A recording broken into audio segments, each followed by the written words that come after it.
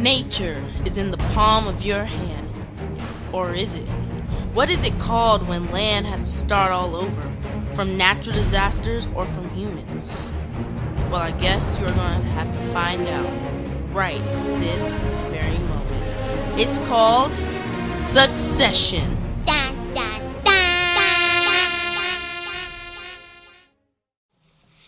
What is ecological succession?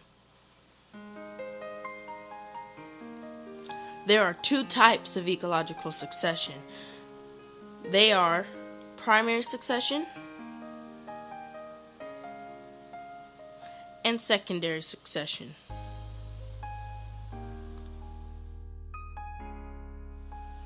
Primary succession starts off with rocks, but not any old kind of rocks though. It has to be bare rocks.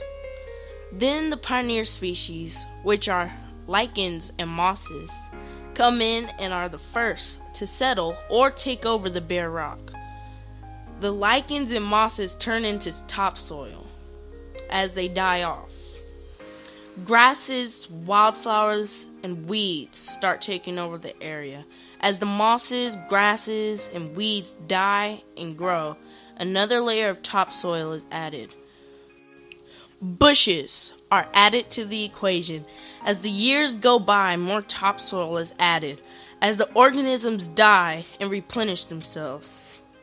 Fast-growing trees start growing. As a result, animals come. As the trees grow and the organisms die in the community, more topsoil is welcomed, and finally, after about 200 years, we get a stable community, a climax community that has reached the maturity where it can support flora, fauna, and humans by providing the basic necessities for life, which are shelter, food, and water. Secondary succession starts when a natural disaster or human interference. But instead of starting with bare rock like primary succession, it starts with soil. The grasses, wildflowers, and weeds start growing, and instead of mosses being the pioneer species, the grasses, the flowers, and the weeds are because we already have topsoil. Later on, bushes are introduced. When the bushes are introduced, more flora and fauna start coming into the upcoming environment.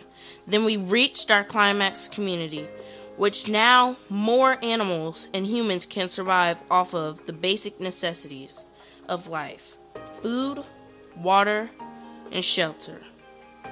So, when both stages of succession are at their strongest points, or at a climax community, they are at their limiting factor.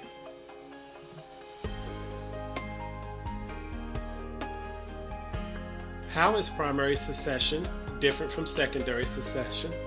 The main difference between primary and secondary succession is their starting point. Primary succession starts with bare rock. Secondary succession starts with soil. What impact do humans have on succession? Humans have a positive and negative effect on succession. A negative is they can start forest fires and burn down the forests. A positive effect is simply humans don't interfere with the process. Is a planted garden an example of succession? Yes, because the plants take over the bare soil. Did you see or have you seen examples of succession on houses or other buildings? Yes, I have. I've seen fungus grow on the walls of a car wash because of the excessive amount of water they use to wash the cars. Imagine a lawn on campus or in someone's yard.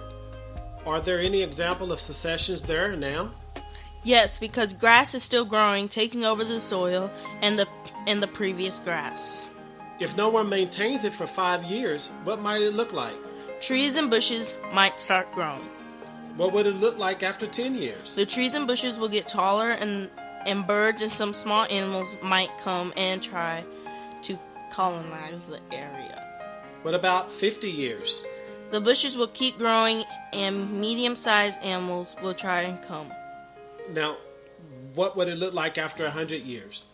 The trees and bushes and grass will get really tall, and animals from small to large will start coming to call that new area home. You can experience succession wherever you go, in your community, in your house, even at a nature trail. You can see it growing, you can see it expanding, you can see it changing the way of life. So think of this question once again. Is nature really in the palm of your hand?